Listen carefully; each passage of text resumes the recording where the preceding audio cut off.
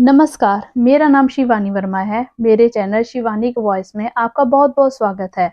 आज आपको मैं कहानी सुनाने जा रही हूँ, लकड़हारा और कुल्हाड़ी। एक समय की बात है, एक गांव में एक लकड़हारा रहता था, जो कि जंगल से लकड़ियों को काटकर उन्हें बाजार में बेचकर पैसे कमाता था। जो भी पैसे उसे लकड़ी बेचकर मिलते थे, वह उसी से अपना और अपने परिवार का पालन पोषण करता था।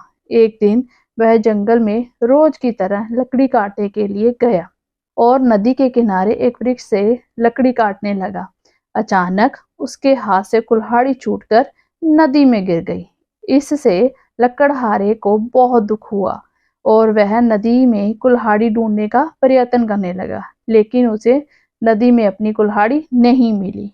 इस बात से लकड़हारा बहुत ज्यादा दुखी था और वह नदी के किनारे बैठकर रोने लगा। जब वह नदी के किनारे रो रहा था, तो लकड़हारे की आवाज सुनकर नदी से भगवान प्रकट हुए।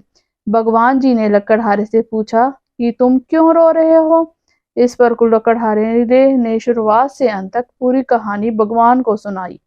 लकड़हारे की कहानी सुनकर भगवान को उस पर दया आ गई और उन्होंने लकड़हारे की मेहनत को देखते हुए उसकी मदद करने की योजना बनाई।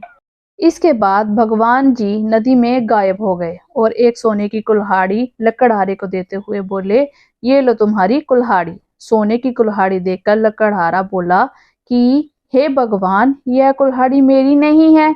इस बात को सुनकर भगवान फिर से नदी में गायब हो गए। इस बार वह चांदी की कुल्हाड़ी लकड़हारे को देते हुए बोले, यह लो तुम्हारी कुल्हाड़ी। इस बार भी लकड़हारे ने यही कहा कि यह कुल्हाड़ी मेरी नहीं है और मुझे सिर्फ मेरी कुल्हाड़ी चाहिए। भगवान ने फिर नदी में गायब होकर एक लोहे की कुल्हाड़ी निकाली और लकड़हारे को देते हुए कहा, ये लो तुम्हारी कुल्हाड़ी। इस बार लकड़हारे के चेहरे पर मुस्कान थी, क्योंकि यह कुल्हाड़ी लकड़हारे की थी। उसने कहा, ये कुल्हाड़ी मेरी है। भगवान ने लकड़हारे की ईमानदारी से खुश होकर उसे सोने और चांदी की कुल्हाड़ियां भी दे दी।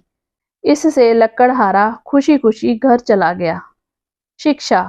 लकड़हारे की इस कहानी से हमें यह सीख मिलती है कि हमें हमेशा अपनी ईमानदारी पर ही रहना चाहिए, क्योंकि जीवन में ईमानदार व्यक्तियों को कोई भी नहीं हरा सकता। धन्यवाद। अगर आपको मेरी कहानियाँ पसंद आती हैं तो प्लीज़ कमेंट करके ज़रूर बताएं।